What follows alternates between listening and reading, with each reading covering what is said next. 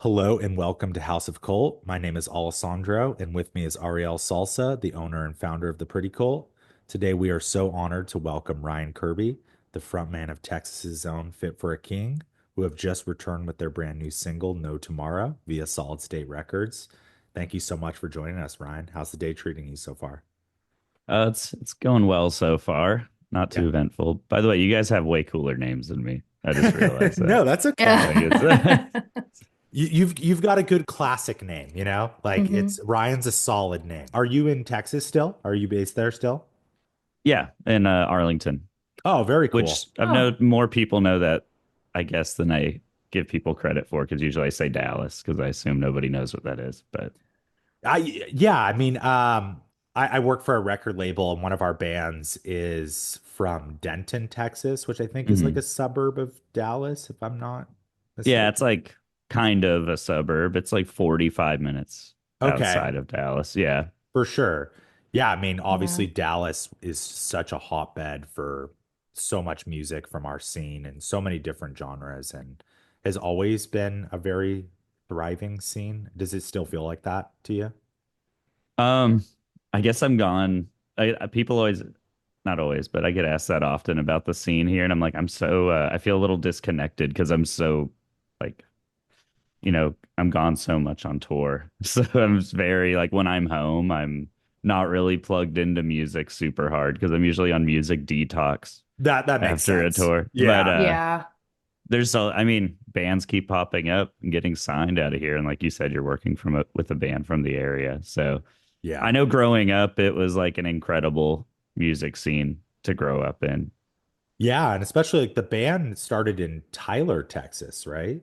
Which was Yeah, the band started in Tyler. That was before my time. I always have to say that because I get hit up and they're like, dude, I'm from Tyler too. And I yeah. feel that I'm like, I've Yeah. never lived in Tyler, You're like but you're like I don't know I Tyler. practiced there like 10 times. Yeah, I was like, I've been there like, I don't know Tyler. Who is that? Yeah. But Funny. Yeah, but I yeah, the just band are started there. very cool. I just Arlington came on the map for me because I think like 3 years ago we did So What Fest Yeah. and one of them was in Arlington and then it moved to like Dallas proper. So that's how I know what Arlington is now. So it's on my We all have brain our map. Arlington story. Yeah. Exactly. That's Let's just dive into it. Let's start with obviously No Tomorrow, the new single. Kind of wanted to know, what is like the backstory behind this song from its initial idea to the writing and recording process, and kind of like the core message that you want to convey with it.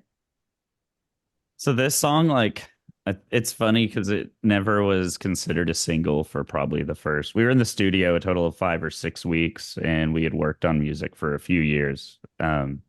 This was the longest gap we've had between records ever, like in the 15, 16 years. That's might say more to how often we put out music and Yeah. then, but Because it's not that big of a gap, to be honest. no, If you three really think of years yeah, isn't exactly.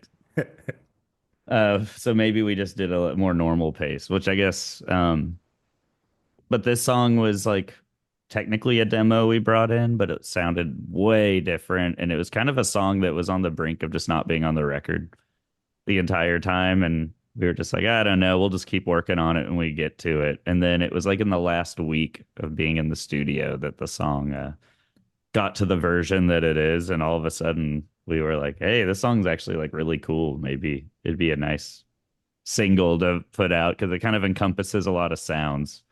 And as far as like the meaning behind the song, we've going back to how many records we've written. So this will be our eighth full length. Mhm. We've written like, not including demos, 80 songs, or we've released like 85 songs. Yeah. So at a certain point, you're like, what do I write about that Yeah. Yeah. feels unique? And how do I not say the word pain? Uh, that's a really big challenge actually for a lot of metalcore. Yeah. Um, no, but this song, I was like, what if it was just like a story and the music video could kind of be used to like push the story, and I could almost view it as like a short film, like in music form.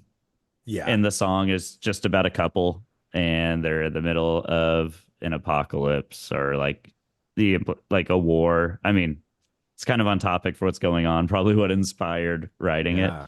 And instead Mm, of it being like super depressing, it was like, what if they just enjoyed the last moments and then that's it? So the song's kind of like, in a way, you're like romanticizing the end instead of like dreading the end. Because I've always thought about like what would I do in those situations, and the conclusion is always like, well, there's nothing I can do about it.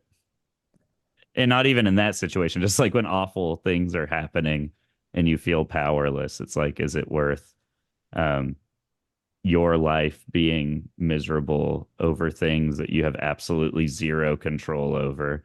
It doesn't mean like obviously don't do what you can to help with what you can help with. But there's certain things it's just out of our control no matter what we do. And right. it doesn't benefit the world for you to be miserable or Yeah. to be just like awful to be around or just sad all the time. So it's like, look, I guess the song's deeper meaning is just like focus on what you can focus on and find the like best out of those situations.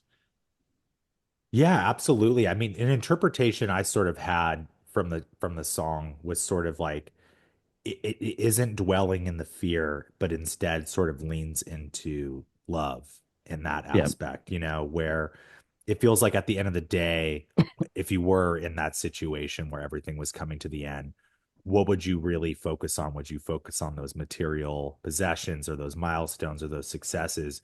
Or would you just sort of lean into the love and connection with the people around you, which is Mhm. at the end of the day the most valuable thing, when you're in that situation. Absolutely. And it's like, would Yeah. you want to spend your last seconds with someone you love, like just freaking out? Yeah. Or would you actually want to like, especially when like in the video, when you like know it's over?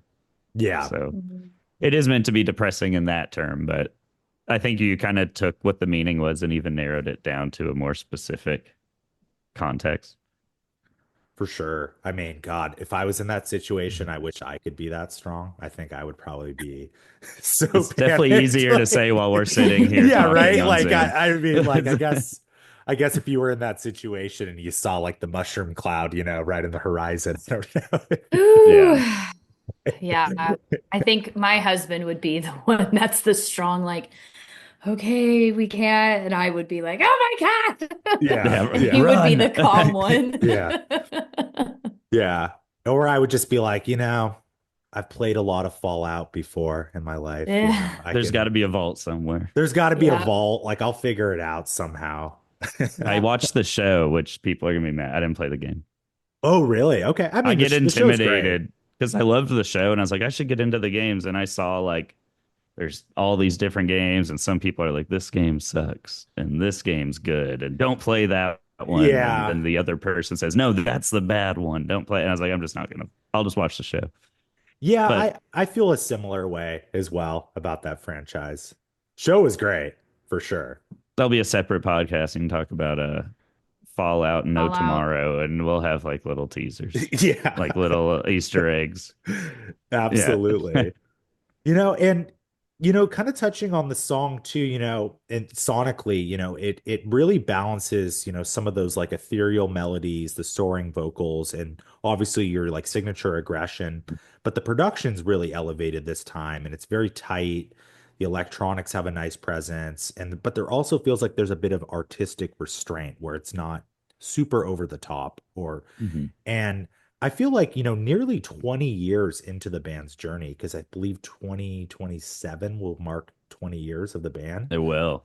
And, how are you sort of intentionally in evolving Fit for a King sound while still kind of staying true to what the fans first fell in love with the band in the first place?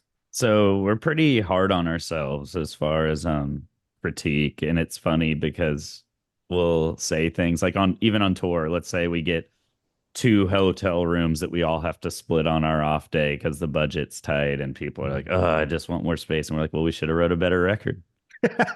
And Uh, we say that with everything. It's like, man, I wish we were in a nicer bus. Should have wrote a better record. It's kind of like the answer to everything. And I try to any young band I talk to, that's like I always tell them, it's like at the end of the day, I could blame record labels, I could blame social media and TikTok, I could blame all that. It's like, but if you write a good record, that doesn't really matter because Yeah. we've seen a million, like good music just blows up. Like Just Pretend wasn't viral because Bad Omens started a TikTok trend. It's people started the trend because they liked the song Yeah, so much. And That's so absolutely. just very write good well music. said. And there's so many times where people feel like they have to force things. And so which we definitely, I think, did, particularly on our record, The Path. I feel like we were forcing things a little because our record, Dark Skies, did really well. And we were like, how do we get even bigger? And it was just like, instead of how do we write an even better version of Dark Skies, it was like, how do we just make our band bigger? So we Mm, started writing songs that were like for Octane or writing sure. songs that were for this. And I think a lot of bands go through that. We hear bands go like the Octane route a lot. Hmm. I think it's And kind of a rite of passage at this point now, it in a lot of is. ways. Yeah. And it was fine. And we realized because the record got played on Octane, it wasn't like a number one hit or anything, but it didn't make our band any bigger. If anything, our some fans were like, this doesn't feel as cool as the last record. So then the next record, played it super safe. We were just like, let's write just the most metalcore record ever and just try to like not make all these people mad this time. And I Mm, think it also has like an opposite effect because if something's safe, it's like obviously I think fans like it, and I never want to discredit because I might be more down on a record than fans are. I just go strictly by like how we feel about it. You know, at the time we write the songs, it's like we're putting our full heart into it. We're just obviously playing it safe because it was our career, and we're like, uh-oh, if we do one more record that people don't like, they're gonna stop caring about us. Which mm, is also a really bad way to write a record.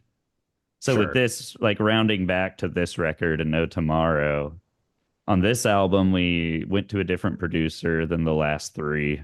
We used Drew Folk for the last three. Mhm. We used Daniel Bronstein for this one. He's done like he works with Spirit Box and Dayseeker and Silent Planet's last record, like a bunch of he's like on fire right now. Yeah, I And yeah, absolutely. I and work for Pale Chord Records, and so I know Dan pretty well through his he's work with killing Spirit it. Box. Yeah, I mean, and especially I also saw you work with Josh Gilbert as well too, which is Yep. super cool. I mean, I can't think of a better dream team. And it's funny, I was talking to Dan a few months ago, and he was talking about this upcoming Fit for a King record, and he was super stoked on it. And it's so cool to be hearing some of these songs out in the wild now. And Yeah. it's feels like such. I mean, I love so much of your band's music, but it feels like such a level up on this new material Thank sonically. you. And a lot of that has to do with, I think, Dan. No, like obviously Drew probably like elevated our career to another level. Yeah. Um, but he's very focused on like writing the largest possible song all the time. And I mean, clearly he's successful at it. I mean, he has like 20 number one hits and Yeah. all that. I think the downside of that is a lot of times big swings come with big misses. Hmm. So it's like when you don't get that like number one song, it's like usually the song gonna just floats in obscurity because it was just a quote unquote failed radio song that never like versus like just a good song. Maybe it doesn't, that's not radio friendly. Maybe it doesn't have the heights of like the biggest radio songs ever, but it also might just like have a little more heart for people that like it does reach. So Dan was just very like, what do you guys want from the record? And our goal was, I just want to write music we like again and not care about TikTok, don't care about Octane. I don't want to care about like, is this radio friendly or should we cut screams here or should this? And Dan was all on board with it. He never pushed us in like a direction. He just pushed us to do the best version of what we were doing for that song. Yeah. So I think some record labels aren't big fans of that because we're like, where's there are some songs on the record that like could be on the radio, but they exist because that's just how they turned out, not because that was our goal. Like there's a ballad on the record and it's because our guitar player had a chorus he's been sitting on for 2 years and we were like, "Oh, we like that chorus." And then it just turned into a ballad. So it wasn't like, oh, we need a ballad, so we have something we can put on the radio. It was just, hey, that sounds cool. Let's like go with the flow. So this record was way more like go with the flow than having like some large goal of writing #1 octane hits or having an arena tour or something like that. It's just, let's just write good Fit for a King music again. And I think that helped a lot. Yeah, and I think you have that freedom too, with the band being almost 20 years old and 8 records behind you. And also like considering like you're with Solid State Records, which, I imagine there isn't like the stereotypical major label A&R guy coming in being like, we don't hear a single or something like that, Yeah. Like at least you don't have that or anything like that, which is No, good. absolutely not. We've loved our time at Solid State. We actually Yeah. got a there was the one, obviously they did the label thing on the one song on the record that probably will be on the radio, and he's just like, because we put it at track, like right now it's tentatively at track 11. He's like, can we Oh, bump that wow. up to like track 5? Yeah. He's like, because we really like that song. And he's like, but I was like, I don't want that to be a single because I just don't think fans will be happy. And I don't think it represents what the record sounds like. And it would give people like a bad impression of like the record. And they didn't push back at all. And they're like, that's fine. Are you guys cool if we just push it like after release? Like once they hear the full record. And I was like, yeah, that's cool. So they're very like cool about that stuff because I know some labels would put their foot down and be like, no, this has to be a single. Yeah, absolutely. I mean, yeah, it's great that you guys have that freedom now and can make those, you guys know what's going to work ultimately. You know your fan base well, and Yeah, that must be a really freeing feeling for sure. it is. And they never creatively like he's our A&R Adam's always been like, I'll tell you if it sucks. But Yeah. he's like, I'm not gonna let you guys go write like a pop record and then you show up and it's like just out of left field, this is gonna bomb Yeah. type thing. He's like, but you guys are just doing what you do, so it's fine. And after, like you said, after 7, 8 records, it's kind of like you've earned a little freedom with what you're doing. Yeah, exactly. Yeah, absolutely. Well, by the time this podcast releases, obviously, the No Tomorrow collection with the Pretty Cult will be Mhm. available for pre-order. Um, our No Tomorrow collection, includes activewear pieces like crop tops and sports bras, as well as t-shirts and flannel. I think it was a cool step towards inclusivity of all your metal fans. Um, and I know you and I even chatted on a call or something about, wanting to make sure that we had things for women or your femme listeners, and also, Yeah, leaning into the activewear space as well, because, Fit for King is also on a lot of workout podcasts and like that kind of active work, that active lifestyle, which is great. yeah. You know, I kind of have a question for you in terms of like our process. What was it important for you to have just another, breakout of just another band team mold and kind of speak to the more like diverse fan identities that Fit for a King does have and that you guys are working towards? Oh, definitely. And on it's because it's something we haven't even really thought about for years. We were just kind of like going with the flow on things, and it's just Yeah. a lot of times it's just print band merch, put Mhm. skulls on the shirt, Yeah. and then it's like, and people buy it, do a logo at the back. And I was like looking and talking to fans. A lot of them, especially women, were like, when are you gonna have something like a little more form fitting? Like Yes. not just like blocky band shirt. It's like, and people make it work. They style it themselves and all that, which Of is always course. cool. But it's always nice to make it to where people don't have to mod their clothing to look a Right? certain way, Yeah. and it's actually made that way. So, as far as that was like a big thing is offering merch for everybody. And I think now, like, thanks to like people like Courtney and Spirit Box and Poppy and all that, like more and more, I see like younger girls, especially like getting into metal and Yeah. stuff. So I think it's becoming even more and more prevalent to like have things available for like female fans and stuff like that. So Yeah, I it's mean, huge like props to all the new bands like kind of paving the way. mhm, absolutely. And when we were chatting, just to give some of our listeners some background, when Ryan and I were chatting about the visuals for this merch, you were heavily inspired, you told me, by the marketing for Longlegs. Yeah. You loved the way they did the marketing, the coloring, almost like that. But we kind of obviously, and it's clear in the designs, went like a film poster route. Hmm. Um, what was it about that film's aesthetic that like really struck a chord with you?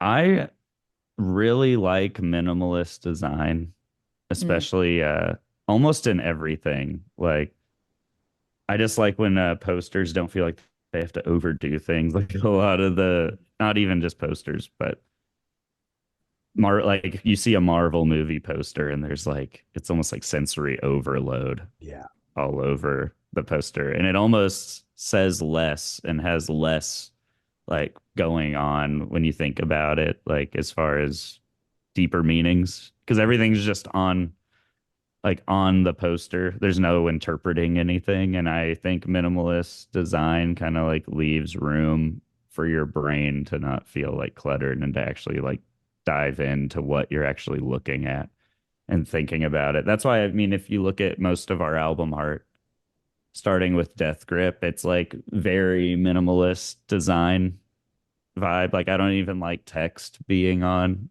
album covers Mhm. because it bothers me when it has the name of the album like on the screen on Spotify and then it says the name again Yeah. right underneath. Mm. Stuff like that has always bothered me. Um, it's so like I was really drawn to the long legs marketing because it was like one of the more minimalist, like they said very little in the trailers. They have very little on the posters. It's like a character with just a cool color scheme. Mhm. It almost gives away nothing. Yeah. But Absolutely. It now, after I've leaves. seen the movie, it actually does give away like a decent amount when you look at it. So it's kind of cool to be able to go back and understand stuff better once you've seen the stuff. And I hope, like with the merch and all that, it's like once you hear the record and see the artwork for Mhm. the record, it all ties in. I'd say like the collab is almost the first hint at what people are going to see with the artwork for this record before it actually is revealed in May. I agree with that. I That's totally so agree cool. with that. And then kind of piggybacking off of that, what kind of inspires your personal style, both, on and off stage, and what kind of makes you feel the most confident in your own skin? Well, my wife has really good fashion advice that helps. Um, almost everybody I know, like our guitar player Bob, before it's a lot of it is the wives behind the scenes helping everybody find their style. Because our guitar player used to wear like basketball shorts with a brown shirt all the time, and now he's like wearing a nice Tommy Hilfiger jacket and like these nice jeans, and I'm like, and he's like, oh, it's all Emily. Uh, the same's for me. Almost anything cool you see, it's because my wife bought it for me. That's Um, cute. I love that. but that's I'd say that's the biggest inspiration. And she'll like even the outfit I'm wearing in the No Tomorrow video is one she had picked out. So because I've kind of told her, I was like, help me wear stuff that looks attractive. And then she's like, all right, let me go on Shein real quick. I feel like the cardinal sin now is sort of no shorts on stage. Would you agree with that now? Like at this Yeah, stage I'd in your say career? like, I say no shorts on stage, but the second like Knocked Loose does it, it's gonna be cool. Yeah, that's So I that's a think good point. it's Yeah. about who is wearing the shorts on stage. Like watch Bad Omens is gonna come back out and Noah's gonna have like huge cargo shorts. Yeah, And people are probably. gonna be like, those are cool. But I'd say right now, if I wore them, it would not go over well. Yeah, I mean it's They are not cool right now on stage. I mean you look back at like 2011, 2012, Warped Tour look, and it was all jorts, like across the Oh board, yeah, just guilty. jorts. Yeah, yeah. I mean, same. Yeah, I for had sure. a couple pair. Yep. Yeah, that especially cutoffs, people would like cut their jeans off and would roll Yep. them up. But I have a development. I was at Coachella the first weekend 2 weeks ago, Hmm. and my girlfriend and I noticed there was a lot of jorts. I think they might be coming The Oh back. my jorts are coming back. God. Yeah, it was a weird case study that we were doing. Like we spotted like at least like 30 pairs of jorts out there. Are pretty cult jorts coming back? Oh, I mean, maybe. I don't know. I'm like That's just thinking back to in high school, I had, I think, Hollister jorts where I had Hollister jeans that I cut off, and that's what I would wear to shows yeah, and that's Warped Tour as an attendee. And I'm just like, oh my God, I wouldn't be caught dead in that now. Just so funny. But maybe there's a pretty cool Fit for a King collab jort line coming. Who I know knows? I Who think our knows? fans would latch on to jorts if they came back. I hope Yeah. that's not insulting. No, not at all. Our fans, No. Hey, the kids at Coachella are doing it, so maybe we it's gotta just be cool. ahead of the curve. If Billie Eilish wears jorts, they're back. Yeah, Oh, for game She over. sure. seems like she would wear jorts. I think she Yeah. does. Yes. I think Yeah, she that's what's has. me. Yeah. Yeah. Probably, but probably like baggier jorts because I feel like the jorts that we're talking about were like skinny jeans that were turned into jorts, Oh Yes. yeah, we all essentially, you know? folded them Yeah. up, and some people went a little too high with them. You'd see. Yeah. Yeah. Yeah, for They would sure. Speaking of Hollister, just off the top of my head, I feel like that was such a music discovery place for me when I was in like fifth or sixth grade. Do you remember when they would have Mhm. the kiosks in there and you could I remember like, hearing Cartel at yes, Hollister, and I was like, "This is good." I heard like Say Anything. 100%. Like I remember hearing fucking Copeland in Oh yeah, Hollister. that was Like, all the C bands yeah, were exactly, playing at right? Yeah. Hollister. Cute Yeah, as What or We Aim For is playing there. Cartel, Copeland. yeah, you'd be listening to The Curse of Curves by Cute as a Waiting for while putting on your jorts in Yeah, Hollister. trying Yeah. on jorts. Yeah. And you're like, I have the curse of curves while you're Yeah. trying to put the jorts on. Absolutely. Kind of speaking of nostalgic stuff, if you don't mind me sort of nerding out for a moment, but Hmm. we've brought up Solid State Records. For me, Solid State was such an important record label for me. Growing up, I grew up in Seattle, so it was just right in the backyard of where Solid State was based, and I guess still is technically based. I know there's not the large office there anymore, like it Yeah, was it's all scattered around, but pretty their scattered. But I business know, address is Seattle. yeah, and Everybody's I kind of working from home type yeah, and I know vibe. Brandon is still up in the Seattle Yeah. area. But it's obviously one of the most iconic labels in the scene. It's put out some of my personal favorite records of all time, especially between Solid State and Tooth and Nail. You Mhm. know, how does it sort of feel to be a part of that legacy of such a legendary roster? And did you grow up on a lot of those bands as well? I definitely grew up on a lot of solid state music. Like I remember in eighth grade, my friend brought me They're Only Chasing Safety, and that was like one of the first like screaming records I had heard. Like I think before Yeah. that, the only screaming I had heard was like Linkin Park or Avenged Sevenfold. And Yeah. then, which those are like a different vibe, but then I heard They're Only Chasing Safety, and I was like, oh, this is like pop music with screaming. That's kind of cool. Um, but it is cool to be on their label, and like I think they've just been a rock solid label for a long time. Like labels have gone up and down and gone away or had huge comebacks, and then Solid State's just kind of cruising. If anything, I think they're on like a little bit of an upswing lately. Yeah. Devil Wears Prada has been killing it since coming over to Solid State. Yeah. Um, and yeah, it's just cool to be on a label that's been doing it for so long and kind of survived the ebbs and flows of the music scene. Yeah.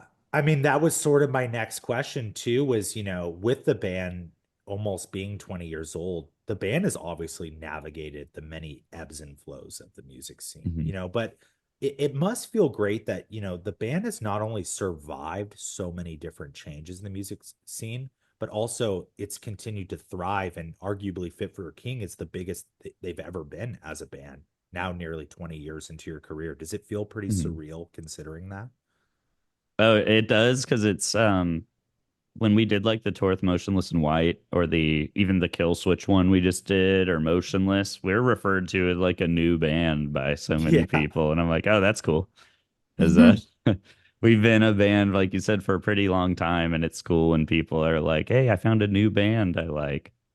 And it's like, they're a nice young band. And I'm You're like, like, I've well, I'm put out 8 34. I'm records. not that, yeah. But yeah, that works. Like, I think it's cool to be on album 8 and people are still kind of like, oh, I found new music. And like each record actively like brings in new fans. It doesn't feel like anything is like you said, our last each headliner has gone up in sales. We've never had a dip. And that's kind of what I've always said about our band is we never had like a large blow up moment, but we've never had a moment of like shrinking or stagnation. Mhm. So it's been a very, very steady, like uphill battle. But It's at the same time, I think the faster you go up, the faster you can fall. So I'm like, Absolutely. I think we're gonna have a very slow fall if that ever comes, which hopefully never. Hopefully it just keeps going up 10% each year. Hopefully this record is 20. I feel optimistic about this record more than most we've had, but as long as we keep seeing like going up, I'm happy. Yeah, absolutely. And it kind of reminds me, I hate to compare, but like friends of the podcast, a band like Silverstein, has been a Hmm. very consistent band. That's the biggest they've been in their career. And I think, a really sharp parallel between the two bands, between Fit for a King and Silverstein, is just it's been consistency throughout. Yeah. Yeah. And like you said, maybe not having that huge radio moment, but maybe if you did have that huge radio moment, like you We've said, built a foundation by this point. It's like I feel yeah. good about if things on this record or the next take off like 10 times what they've been in the past. It's like we've had such a strong foundation that I think it would stick versus being like a fad. Yeah. Yeah. And I think you guys are doing smart things too, like doing new things like partnering with us, and focusing on the pretty cult and the female audience. I mean, case in point, my assistant uh is a Fit for a King fan, but when Hmm. she found out we were doing the collab, she like went back and listened to all the old music. Every That's time I'd get cool. in her car, like Fit for a King would be on, and she's like, damn, man. And she's a huge Motionless fan as well. So Hmm. I think again, and she's younger, she's about 24. So I think too, like touring with bands like that, like you guys are like you said, not staying stagnant and like trying new things this far in your career, which I also think is so important. And that's how I am as a person. I never, or my business, I like just never want to be stagnant. I always want to be trying new stuff, Yeah. And yeah, she even was like, man, I've always been a fan of Fit for King, but like now they're just like on my brain again, obviously. And she like went back and listened to everything and she's like, fuck, I love this band. So it's That's like cool. it's yeah, just a really cool and again too, like and then when she saw it, she was like, "Oh my God, they did tour with Motionless?" I'm like, "Yeah, dude." So, Yeah. yeah, and that kind of goes into my next question too. You guys just wrapped touring with Kill Switch, which was massive, what were some of the like highlights and like memorable moments of that run for you? I think the obviously the most memorable thing is like Killswitch was a bucket list band because they were one of the like whenever I was shown Under Oath, it was like the natural progression of like then I would go check out Killswitch and Right. Easily Dying, which that went south, but Yeah. not back then. Yeah. Yeah, But we're back talking then they back were on then. fire. Yeah. Yeah. I mean, we're basically But talking the Taste of Chaos 2005 yeah, lineup right that whole lineup basically was on my radar. Like after that, so getting to play with Killswitch was just crazy. Just like walking backstage and Jesse and Adam D are there, and they're just like, "What's up?" And I'm Yeah. like, "That's." And you're like, "I listened to you in eighth grade, but I don't want to tell you that because now I'm 34, and that'll make you feel ancient." Um, and I think one of the craziest things I didn't expect about that tour was Kubla Khan has probably more girl fans than guy fans. That was like Yeah. motionless and white amounts of like female fans. I was like blown away. And every time he would bark, it would just get loud in the van. It was actually really funny. He would just randomly bark multiple times, and the whole crowd you just hear like Yeah. Yeah. I mean, that band is having they're on such a fire right now. They're such a like fun their moment. sets were wild. Yeah, and correct me if I'm wrong too. I've heard that they really bring, and I hate to use this word, but they bring like more civilian type fans as well too, that maybe weren't as much involved in the scene. Like there are people that maybe are just starting to get into heavy music. This might be their first Hmm. band that I mean, they've yeah, they walked were on into. like Jimmy Fallon moshing to a Kubla Khan song. So it's like, Yeah. and I would agree with that. And I think that tour, because at first you go on the tour because you're like, oh, we're going to make some fans from the Kill Switch Engage crowd, which seems like a very natural crowd for us to play in front of that we've never played in front of Mhm. before. Um, but then I think we made lots of fans from Kubla Khan because, like you said, it just brought people that don't go to shows that often. And Yeah. I saw all these people in Kubla Khan shirts in our like in the pit or like buying merch from our table, and I was like, oh, I guess we're benefiting just as much from the Kubla Khan draw as the Kill Switch Engage draw. So that was, I think that Mick with the because it followed up immediately from a Motionless in White Europe tour. I was like, that is like the best 3 months of just grabbing new listeners and like new fans because it's like between the Motionless crowd, Kill Switch, and Kubla Khan crowds, that's three so different groups of people. And then even then, before we in the summer, we played with I Prevail and Hailstorm, which is another like complete in Hollywood Undead.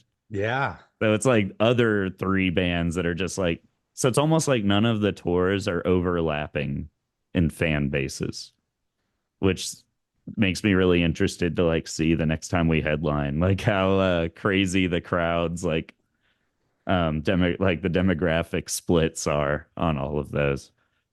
That's really smart, like how many different the diverse range of tours. I mean, shouts out whoever your booking agent is. I mean, Oh that's yeah, he's incredible. great. Yeah, it's amazing. Matt Anderson, Sound Talent Group. Let's I was go. gonna say my guess was Yeah, Matt Anderson or Dave Shapiro. Matt Yeah. Anderson. I know Matt. yeah, Matt's great. Eric Powell's our sleeper booking agent. He's helped us. I have to give him a shout out too. Yeah. Shouts out to the booking agents for Yeah, the sure. book it. That's what people who don't like aren't in the music industry don't understand, but booking agents make the world go round. Yes, they For 100%. do. bit, you could have the 100. best record label, you could have the best like manager, but if you don't have booking agents, getting tours is like the most important thing. Honestly, there's labels Yeah. that are like not interested unless you have an agent like lined up and ready to Yeah. book you. 100%. I mean, Yeah. shouts out to anybody that does it. I myself It's could never handle that it's the most stress. boring of the jobs I would feel like because it's Yeah. just like negotiating. I'm sure it's really fun the first year or two you're doing it. Then after like, because we've been with Matt for like as long as Solid State, so Oh, like wow. 13 years. I'm sure like your 2000th contract you've looked at for the day is just so fun. I know he has like assistants do the boring stuff now, but Yeah. it's still got to be like, when you're talking to the label or the manager, like we're talking about cool clothing collabs like with you guys and we're Yeah. talking Yeah. about album artwork and studios and for him it's like what's the catering budget for the Chicago date? Yep. Yeah. I got to go fight for $1,000 more of catering budget. Do we have holds? Yeah, all that Yeah, do we stuff. Yep. hold? Yeah, yeah. Well, speaking of touring, and we're getting close to wrapping it up here, but touring as intensely as you do, what are some ways that you sort of stay grounded while on the road? And sort of what's your idea of a perfect day off on tour? A perfect day off is sitting in a hotel room. And if I'm like really into a TV show, that's a big thing. Like I rewatched Game of Thrones and Okay. that took up like a whole tour on every off day because the last time I'd watched it was when stuff premiered, which I just have to say as a side note because that I was 19 when the show premiered. So it was like Wow. rewatching it. Like my brain isn't even the same brain that watched the show Yeah. originally. So it made the like show way crazier. The last season's still bad. Yeah, Um, it is. that's a I'd say like if I'm not doing that, like video games help out. We all like will talk to our wives, obviously. What Uh, are you playing video game wise? right now, just MLB the show Okay. and whatever. Usually, I'll pick a story game. Like I'll play. I love horror games. So I've played like one tour. Every off day I'd play Resident Evil, like the Yes. Let's 7 or 8. go. I Yeah, I love those love that games. series. Yes. Oh my God, the So best. I'd play like try to pick a single player game plus like I like sports games. That's easier to kind of like pick up and put down after a game. But a story game, I like want to have like a couple hours to actually advance Yeah. into the story. So like I was playing Lies of P, which if you haven't heard of Yeah. it, yeah, it's like evil. It's Dark Souls but Pinocchio. Yeah. So And it's gonna really unforgiving as well, too. Oh, it's not easy. All those No. games are hard. I'm still working on that. I get Yeah. really discouraged with those games, but I need to. I'm getting a Switch 2, hopefully. Mm. Thursday. Pre-orders are, Thursday. yeah, Yep. Thursday. Yep. I'll Because see now you it's there. getting games. It has like, and because I sometimes will play Call of Duty, but I don't really. I get discouraged with games like that because I leave for tour and then I don't play for 3 months. Then I have to like relearn how to play games again.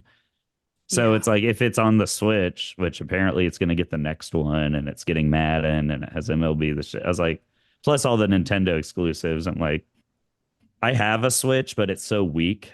So playing games like a sports game are like it's pretty like choppy and frame rates are bad. But it's like if they fix that with the new one, then that'll be Dude, amazing. Thursday cannot come sooner. I've got my computer ready. I'm gonna have Best Buy and Target and GameStop open. I'm just gonna Yeah, shuffle through I'm gonna until I go to get one. GameStop probably in the morning, like at 8 a.m. and see what the line looks like.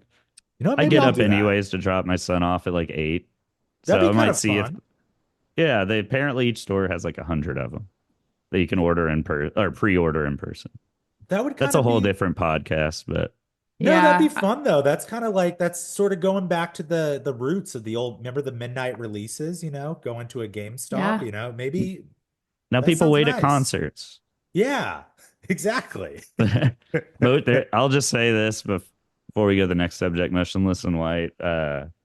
On the Europe tour, there would be people there like the night before sometimes. Wow. Yeah. And I'm Their like, fans are, yeah, yes. they're dedicated. They are dedicated. And I was just like, our fans would never. No, no shade. I wouldn't either for a Fit Yeah. for a King show. But you don't need to see me that close. You can say that if you got your ticket, you're good. You'll get into the venue. Yeah, exactly. Yeah. Yeah.